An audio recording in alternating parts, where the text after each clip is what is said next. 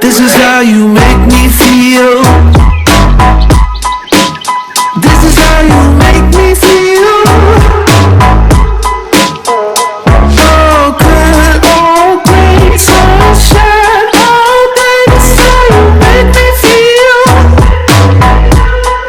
And I feel good. Hello, good afternoon, everybody. Good evening, everybody. And I have with me now Mr. Goh Meng Seng from the People's Power Party. Let me just add him. Hello, good evening, Iris. Evening. Thank you for Yes, having me. good. Good How about evening. the How's the others? sound, guys? Can you all hear? Are you able to hear properly? Yeah, can you hear? Yeah, the feedback. Okay, everybody say yes.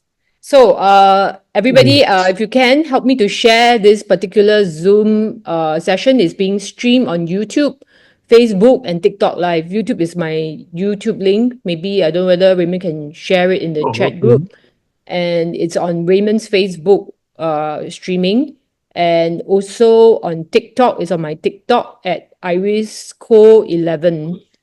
Okay, so y'all can share the link and get people to come and watch this session. It will be recorded as well, and you can, after that, you can go and share it around. So today I am here with Mr. Goh from People's Power Party, and there's a Okay. lot of Where are important my things guys, that. man? Well, are you able to hear? Yes. Can you hear Okay, me? yes, I can hear you. Guys, y'all can hear? Okay. Okay, all right. So, now, Mr. Go. Oh, what's that song? Okay, No, Mr. Go. sorry. I want to ask you. I mean, I know you. There's a lot of things, and the reason I recently, supported your party because of the alignment of values and the policies that your party is representing. Okay, so I think is there anything that you want to say before I ask you further questions? Well, thank you for having me. And thank you, Iris, and all the effort that you are putting. I think among those vex, I would say pro-safe vex people like us, there are people who are actually uh, not united yet.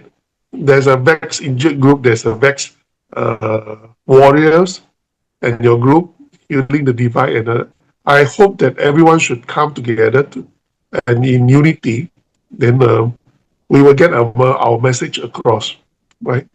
And I'm very touched that some of the people have actually contacted me and would like to actually help out for uh, spreading my message. COVID is over, but the injuries are not. The injured are not, right? So that's one part. And looking forward, the law have been amended as have trying very hard to get this across. The Infectious Disease Act, right? Yeah. Sorry, Uh, I'm going to just share this because I think this was your slide yesterday that I want to share. yes, Yeah, I'm preparing just so that you can talk about the slides yes. that yeah. Yeah, keep talking, sorry. So the Infectious Disease Act have been amended. A lot of people on the ground do not know. When we walk the ground, actually they do not know at all. Right? They do not know. So um, when we talk to them, they were surprised and they really question us, really, oh yeah, bo, really, you know. And we have to explain a lot of times what is happening in the parliament without anyone knowing because nobody raised anything, objection, nobody debate about it, nobody, the mainstream media didn't even announce it as if it's just a minor amendment to the law. It is not minor, it's a very major. But before we go into that, let's talk about the informed consent that we are all for informed consent. We are not pigs, we are not chicken from the coop that wait for our master to kind of jab us whatever they want to jab into us. They are actually putting an mRNA vaccine into our food chain actually for the poultry, right? And that is the thought of it is quite scary. But nevertheless, we are human beings, right? We have our human rights. So for them actually to have such a law that says they can force us to take any vaccine at any point of time of the future in that pandemic, the thought itself is quite scary. Right? Some vaccines are okay. Right? Those are what for shingles and all that. Not as long as it's not mRNA, because I have no confidence in mRNA vaccine. Right? The traditional vaccines are more or less okay, but if you want to try experimental vaccines, then I say no. But we've seen in the COVID period, even when the vaccine was not ready, because it's still under EUA, right? They still push for 100% vaccination rate, right? A few of us survived, like us, who took zero, right, are very, very few. But let's see the data, because I'm concerned back then because of the data, the lack of data, long-term safety data. But now, after 3 years, I think 4 years after the vaccination program has started, right, we have a small range of data which actually gave a very dismaying view, right? Now, maybe we have a second slide that you see, right? Yep. Hold on. So these are the data from ICA, right? The custom data, immigration and custom data authority. The death data, because they keep the death and birth data. So this cannot house one. We have actually published this data in public, the press statement, but MOH did not mark us because these data are true. They have been proven to be true. As long as the authorities don't mark us, that means it must be true, right? That's actually a standard right now, right? But they have avoided totally to address our concern about this access data. In the past, they would say maybe they are due to some other things and all that. But when you have a 20% to 25% excess death, it is something that you cannot just brush away. Right? These are the data that we have up to, I think, 2024, mid of 2024, or beginning of 2024, sorry. Right. So we have a certain data for comparison. So 3 years before the vaccination, 3 years after the vaccination, 3 years means 2018 to 2020, right? Then 2021 to 2023. So it's a fair comparison, right? So maybe we shall look at how this is a raw data, because in statistics we always like to have raw data. What the authorities like to do, even during my economics, when I study economics, I found that they like to aggregate data so that the time series, the trend has been actually smoothed out. So you cannot see the trend. If you cannot see the trend, you cannot tell a story, right? They like to do this. But thank goodness we have a monthly data, right? Monthly data for each year. So we can actually see the trend, right? Maybe you can for another one. Mr. Goh, while you are here, right? I just want to, because I also have been observing the data, and I noticed that they do not have any data for people who never take the injection at all. Am I right? We are the control group, but somehow our data is not in MOH. Well, they did not differentiate. Yes. They did not differentiate, right? A lot of data have been so-called smoothed out. For example, the data for cancer patient. It used to be every 2 or 3 years they publish yearly data, but now they publish a 5-year aggregate data, which doesn't make sense to me. We cannot see the trend. We want to see the trend, right? Nevertheless, these are the data that we have, and a lot of studies overseas who are studying Singapore data, because Singapore is very unique. We have a very high vaccination rate. one of the highest in the world, right? Although we are a small city, but we have the over 90% have at least 2 jab, right? So these are the data that come into light. Okay, let's see this the second data. These are all called assessed all-cause mortality rate, right?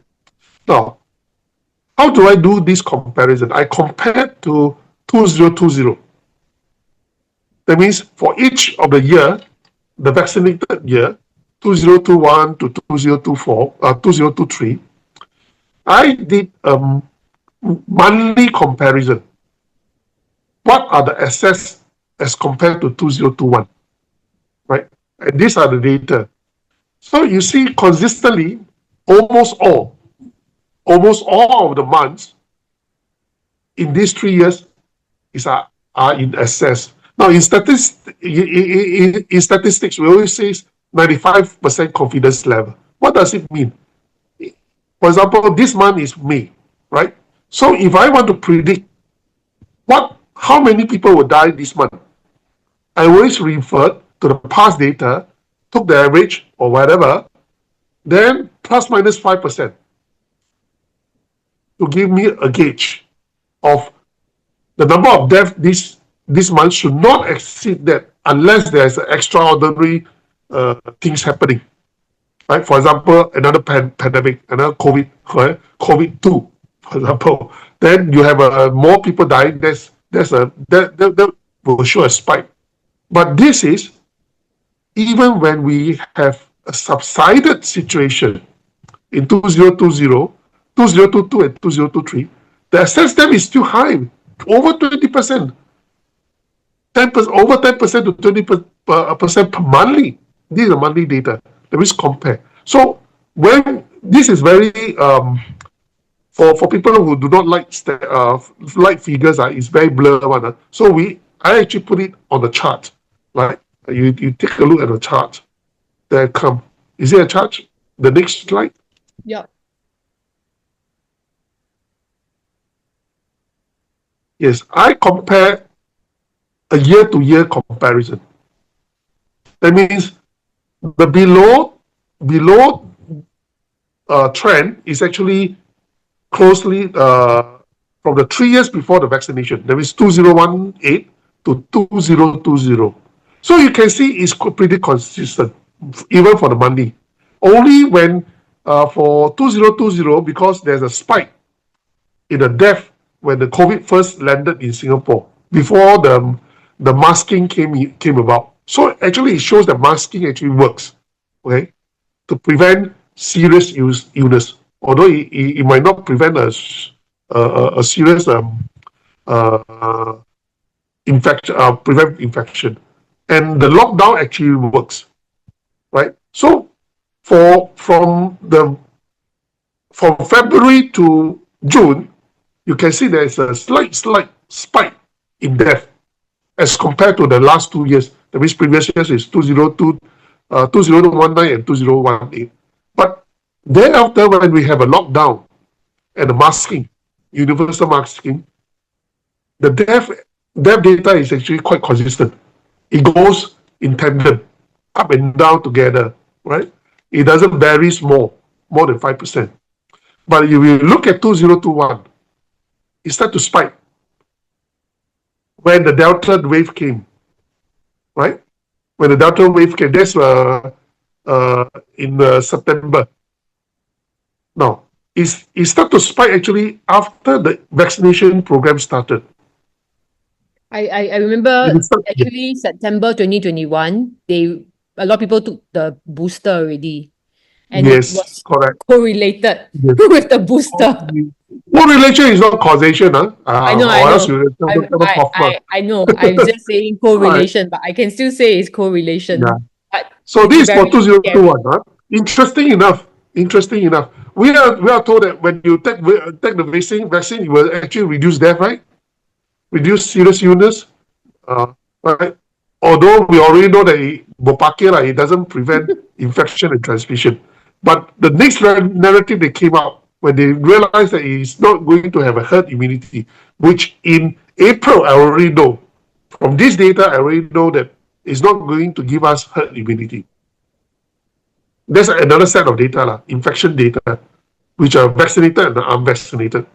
We have a big control group back then. So we did not achieve herd immunity.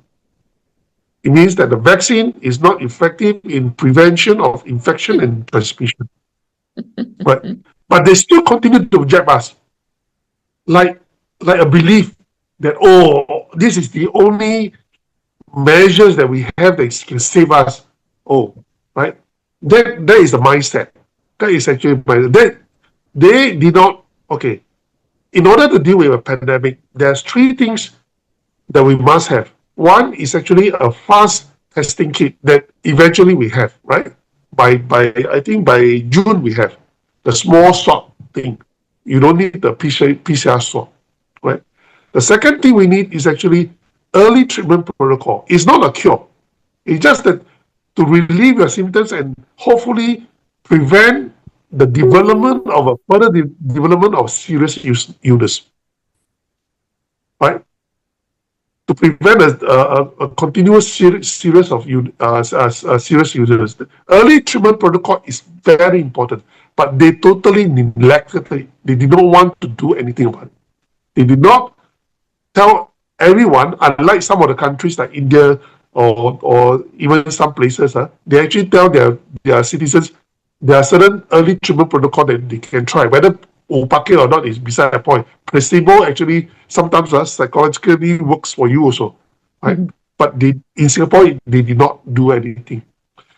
What they did is they stick with a already proven ineffective vaccine to push for vaccination. And that's the result in the next year, 2020. May we have a next slide?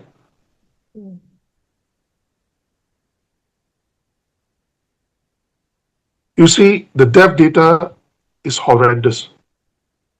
By 2020, the COVID pandemic is supposed to come hot, right? Subsided. So excess death from COVID infection is supposed to go down. But why are we having a consistently high excess death as compared to the last pre-COVID years?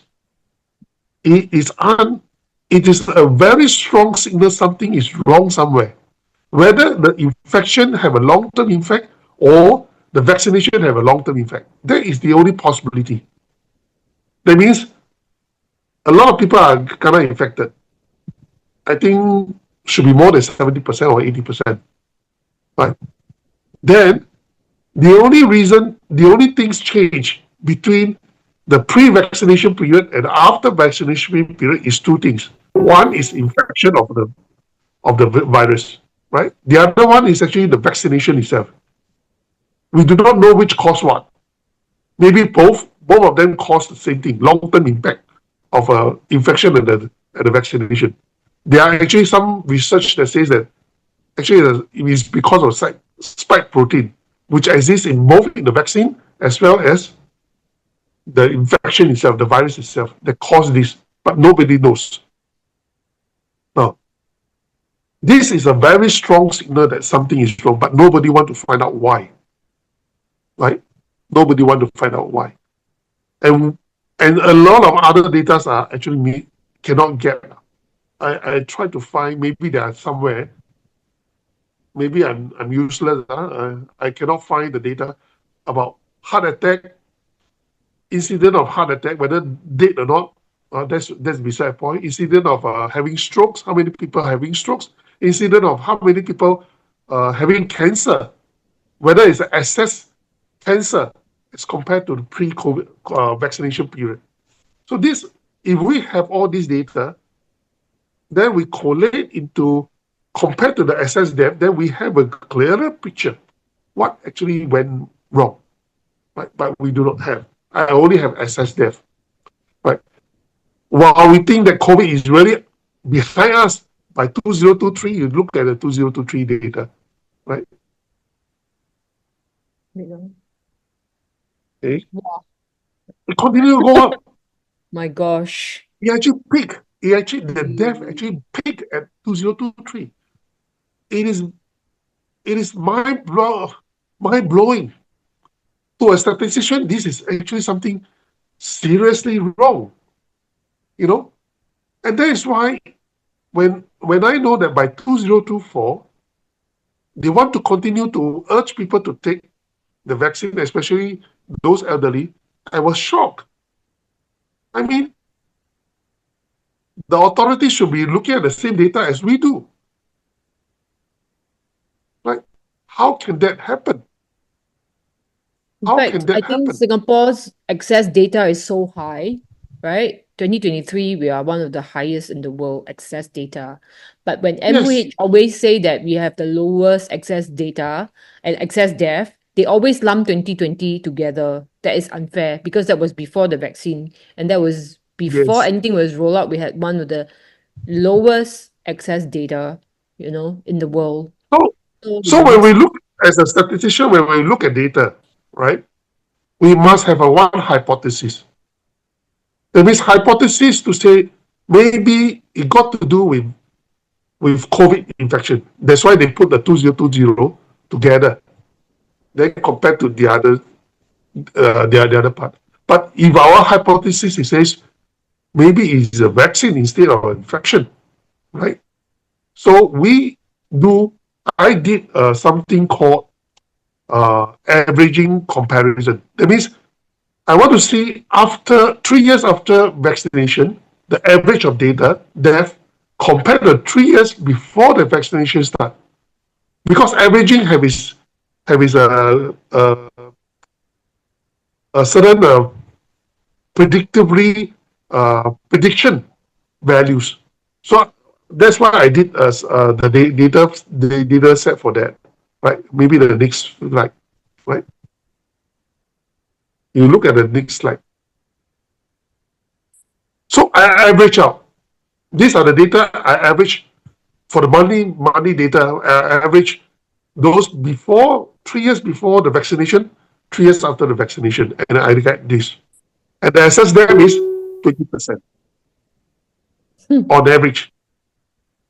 The red box AC. Right? That's how bad it is.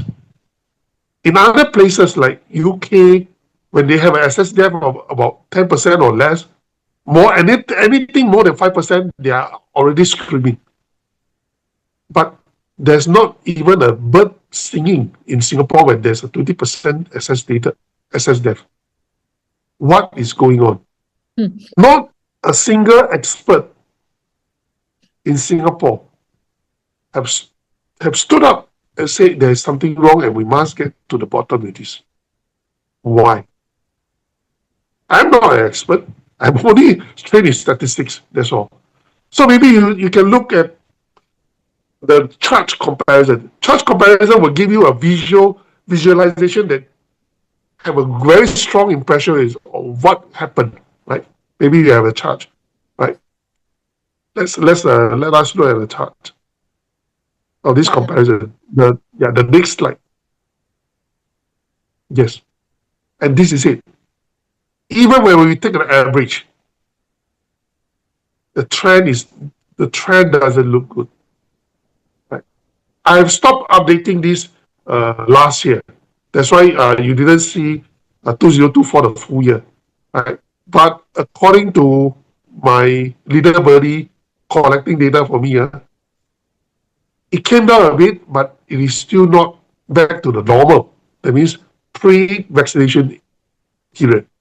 Right? It's still more than 10% SS death, I was told. I have not verified it, right? Because I need to verify all the data from ICA downloads. Now, these are serious signals with regards to life and death. This is about death. But no one in Singapore is talking about it except me and maybe Professor Woon. He actually looked at the same data set that says the same thing, that doesn't look good. Something is very wrong. If you talk about COVID infection that affect SS death, but other places in India have a lot of COVID infection, right? Massive. but they do not suffer such excess death. Why? That's a fundamental question. So by elimination, when the logic comes out as essential, by elimination, it must be due to something except COVID infection. And the suspect is definitely the vaccination. I'm not saying policy, because I'm not a scientist that do this, but biological elimination and deduction. There's two things, just like I said, right? Something changed after the 2020, right? It's actually COVID infection, high COVID infection, and vaccination. So we will eliminate that by, we call the in, intra comparison between countries. That's the only one that happens. Vaccination is a likely suspect, but we need further study. That's all I can say. But before they actually make clear what is happening with all this data, they push out this no jab, you go to jail. Jab or jail, the next one. Right. I was quite shocked. Right. The next slide. Now, people do not believe on the ground that this is real.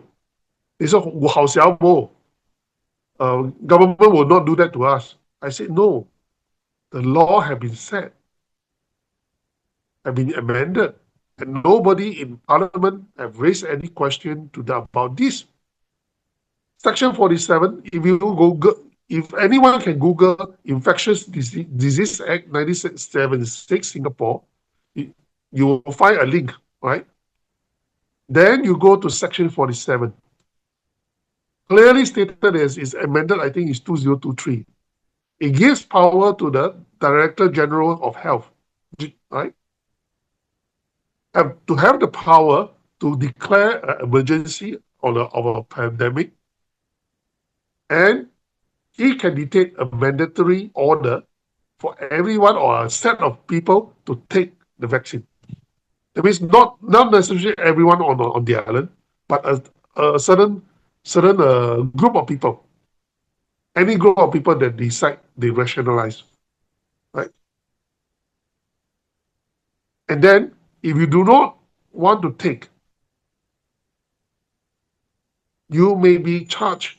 You'll be treated like a criminal and charged in court for a fine of up to $10,000, or go to jail up to imprisonment up to 6 months. Right? I cannot see whether you go to jail, they can forcibly jab you or not. I do not know. Right? That might be technically no one knows, because it has not happened yet. The next pandemic has not happened yet.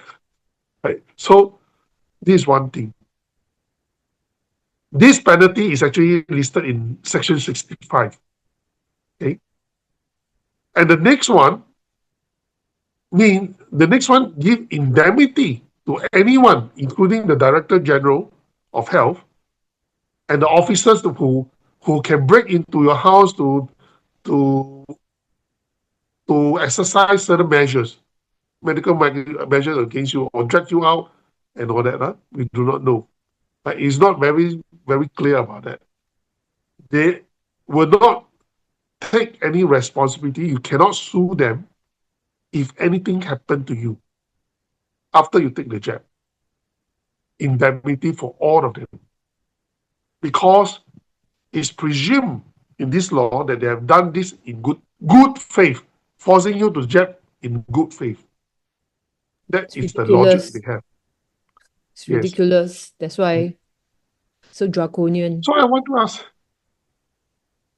when you give absolute power to someone without accountability or any possible redress if anything went wrong, what will happen? It's actually a medical tyranny. Exactly. Right? Potentially turn into a medical tyranny in a pandemic situation. Gives them and it gives them absolute power, come to your house, they can do all these things. They already did a lot already without all these powers. Yeah. Of course, I saw some comment or VTO vote them out, put more opposition into parliament.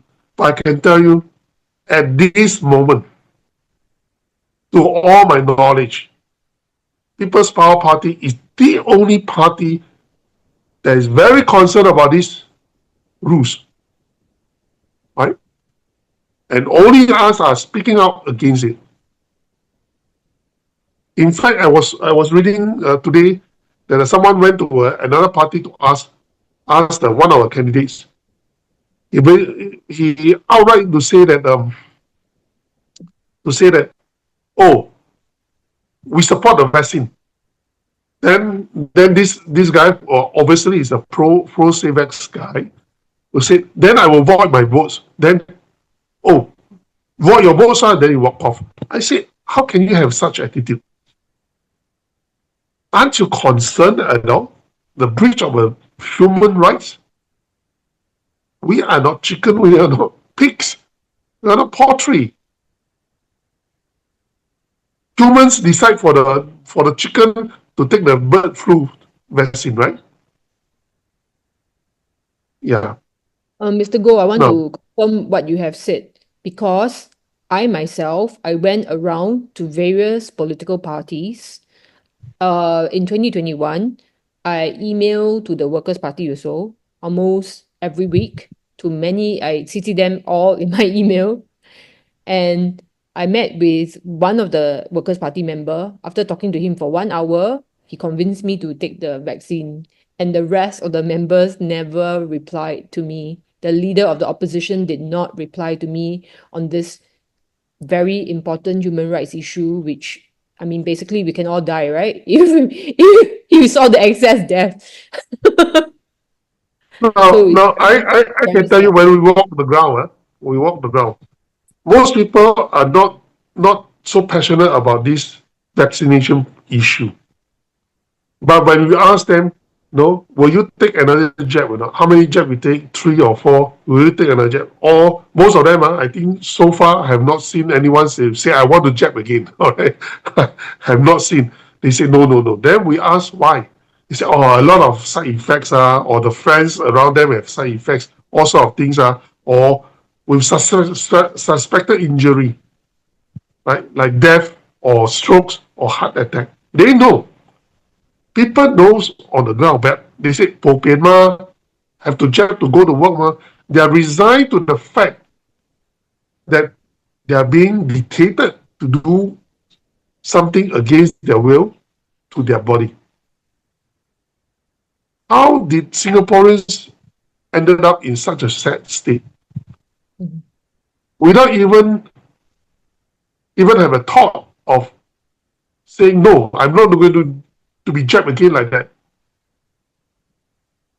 I mean, this is an I issue do not that know. actually affects all of us, but unfortunately, only the residents in Ang Mo Kio and Tampines have a chance to save all of us. And I encourage all of you, if you are staying in Ang Mo Kio, Tampines, to really vote for People's Power Party, because they're the only party that is speaking up about this issue. And trust me, I've gone around. Okay, I've gone around Now, talking to various political parties, and now Mr. Goh I is make here. 3 promises right here. If my party ever get into parliament, the first thing we will do, we will move a motion to repeal this amendment Yes, or amend it to such a extent that you must be very sure that the vaccine is safe before you go for a mandatory vaccination program. Right? That's what I do. Most of it we will not be successful. The second step is to challenge this law in High Court, judicial review. Because without a status of a MP, you go to challenge this type of things, no 踩你都傻, right? So you have to get the attention about that. The third thing I'm going to do Because people ask me, hey, do you have data? No, I of course don't have data. The only data is always from the official data, like the SSDF, right? I was asked during one doorstop, the reporters said, you say, wow, you have so many side effects and all that. Do you have data? I say, first of all, Pfizer already in his report has listed 1,291 side effects, potential side effects. What data do you want? And some of them are very fatal, right? That's not for me, for Pfizer, the official document. The second thing is, it is the responsibility of the state, that means the government, to go and collect such data. Is not our responsibility. We do not have such resources. Yes. But if you want to say data, I can cite overseas data like Japan, even Korea. They have done some studies, right, about this, about the death, the implication of the vaccination on heart disease, when heart attack and strokes. They did such thing, a lot of other things. So if you ask me to provide data, under what capacity? I'm not the minister in charge of the health ministry, but Ong Kang is the one. People should have asked him, did you really collect data? But I can tell you no, right? Because most of the vax injured or suspected vax injured, they just brush them away, nothing to do with it. There's so many stories about that on the ground. So what I'm going to do when I'm in my team get into Parliament, the first thing we are going to do, we are going to set up our office to ask people who have suspected vaccine injury to contact us to record down. Then we will start to collate all this data. We will employ people, we will get the funding and employ people to do the compilation. You want data, I can do, but not without resources. I need the resources to do that. Right? And hopefully, if there's enough funding, we can try to use alternative method of treatment for them. Because the local authorities brush them away, actually is a psychological impact. Like what Charlie Lin faced. When she cannot walk, they say, oh, it's a psychological perception that you cannot walk, that's why you cannot walk. What nonsense. Because they cannot find anything wrong with him. We heard all the screening, all the tests. Right? Now, but in order for us to go into Parliament, we need people to vote for us. That's the moment.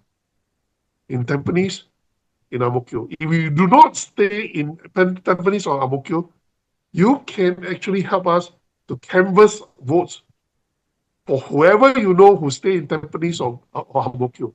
Just try to convince them. Right? No harm to have a group of people to actually have a different perspective in Parliament to provide that check. That's number one. Number two, we need a lot of polling agent and counting agent, especially counting agent. Right? Please sign up for our counting agent to help us to actually to make sure, right? No hanky panky lah, right? To make sure the counting, the voting and the counting is done properly. That's the two things I have. Of course, the funding, we are still short of some of funds. We are still trying to raise the funds for another rallies. We have a third rally coming up tomorrow at Yio Chu Kang. We want to max out the rallies to have 4 rallies, our original plan, but we are still short of funds for that. Right? So I hope that your followers, your viewers will actually help us with that. That's all for my presentation. No more, right? This should be the last one, right? Yeah. Let me Last see. slide. Yeah, because after that, this is the Oh, other this is the mandatory vaccination orders. This is the order. The exact wording. Yeah, Right. it's very scary. And let me see, there are a few things. Okay, so there are a few more slides after this. So I think the most important thing which also, you know, I've been speaking up for the last 3.5 years. The very reason is because of this, I feel, is lack of responsibility. You know, you want people to go and get injected, but yet you indemnify yourself, you indemnify the pharmaceutical companies. So we have to take all the illness if anything were to happen to us. That's absolutely irresponsible. And you know, last time, even Lee Kuan Yew, when he was promoting the vaccine, he said the vaccine must be 300% safe. So I want to Yes. ask our government, okay, the PAP and all their medical experts, is the vaccine even 100% safe? If it's not even 100% safe, then we talk about 300% safe. I think that we should at least follow Lee Kuan Yew's standard, which is 300% safe. Yes. Well, we Singaporeans are very passive, very passive. They they do not fight for their own rights. They Yeah. only think about livelihoods. So it's quite disheartening when I'm leading my team to fight for this. But I also very heartening in that sense that there's still a small group, core group that actually supported us in this journey, right? But we really need. There's no time to spare. If we miss this round, the next pandemic is actually around the corner. If it comes,